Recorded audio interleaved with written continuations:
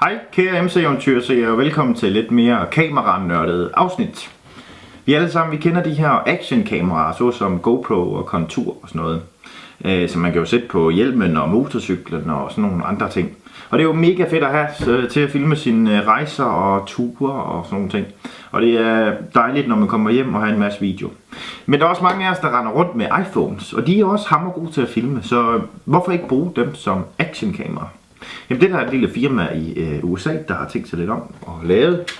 De hedder Optrix, og de har lavet sådan en dims her, der hedder en Optrix XD5. Nu den er til iPhone 5, der findes også en Optrix XD4 til 4S og iPhone 4. Men det er en kameracase, som I kan se, med en vidvinkellinse og et mount, så man kan putte sin iPhone i og filme. Det er smart. Sættet her, det kommer med et Optrix cover, som lige beskytter din iPhone godt. Den her case, det her mount her, der sidder her, og et buet mount og et flat mount. Det flade jamen det kan man sætte på andre flader, det buede det bruger man selvfølgelig på hjelmen. Det skal lige siges, det er med det her 3M-klister her, så det skal lige sidde 24 timer, før man tager det i brug, men så holder det altså også. Men det du gør, det er at du åbner din telefon, starter videoappen. Optrix har også lavet sin egen app, skal det lige siges, men lidt bedre lyd, så du kan høre om du optager eller ej. Men det starter du, sætter ind her, klik, og så kører du. Det fede er, at du kan jo se hvad der sker, og se om vinklen den er rigtig. Men jeg synes lige før vi snakker videre, så skal vi lige se hvordan det egentlig ser ud, når den filmer.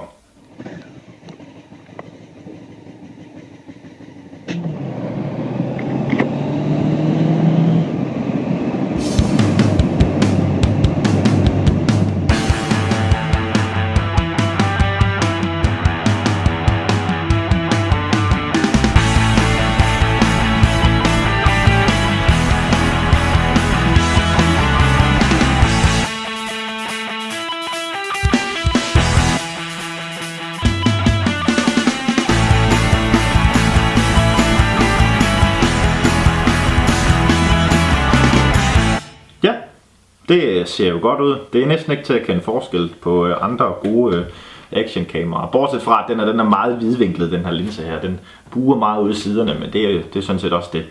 Lyden i den er faktisk også god i forhold til, at det er en lukket case.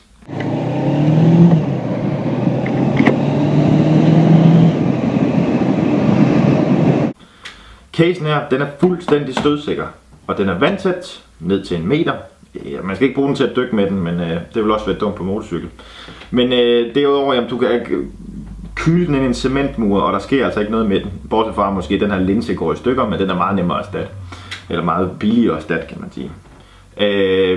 Mountsene her, jamen du kan få utallige mounts ved Optrix. Du kan få chest mounts, bar mounts, sugekopper, som vi kender dem fra GoPro.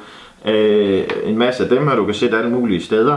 Det eneste der er med det synes jeg er lidt usmart. Det er at når man skal have det af på, så skal du altså skrue en møtrik ud her eller og tage en bold ud for ligesom at få hele det her af.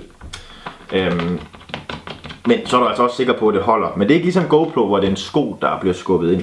Og det synes jeg er smart. Men til gengæld så er det meget fedt, du er hurtig. Nu skal vi se om jeg kan slide den her af. Og så har du altså din telefon med rundt, som er fuldt funktionel, og du kan trykke på den og tage billeder og det ene og det andet. Og det synes jeg er smart. Så hvis man skulle noget, så skulle man for at gøre det hurtigt og fleksibelt købe nogle flere af dem her og sætte rundt omkring. Og det er heller ikke særlig dyrt.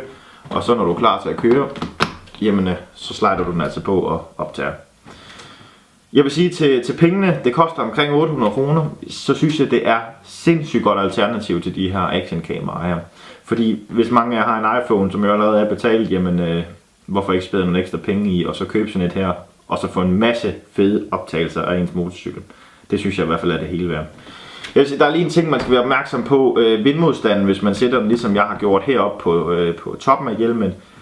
Den er altså vildt hård, når man kører på motorvejen med 130 i timen, fordi der føler du, at du er ved at brække nakken, og du skal bruge så mange kræfter på at få hovedet fremad. Så lige heroppe, der er det altså ikke oplagt, og du kan ikke rigtig sætte den på siden af hjelmen, fordi så er formatet helt forkert. Og ja, men ved 80 km/t, der klarer den det fint nok, og du kan jo montere den alle mulige andre steder, så det vil sige, det er ikke noget problem. Og så det fede er jo også, at når om vinteren, når motorcyklen står inde i garagen, så kan du tage den med på skiferie og filme din skiferie. Så 2 fluer med et smæk, du kan bruge den hele året rundt. Jeg synes i hvert fald, de har gjort et rigtig, rigtig godt stykke arbejde, og jeg håber, I vil tage et kig på det og få glæde af det. Så det var sådan set bare det, jeg havde til jer. Vi ses på vejen.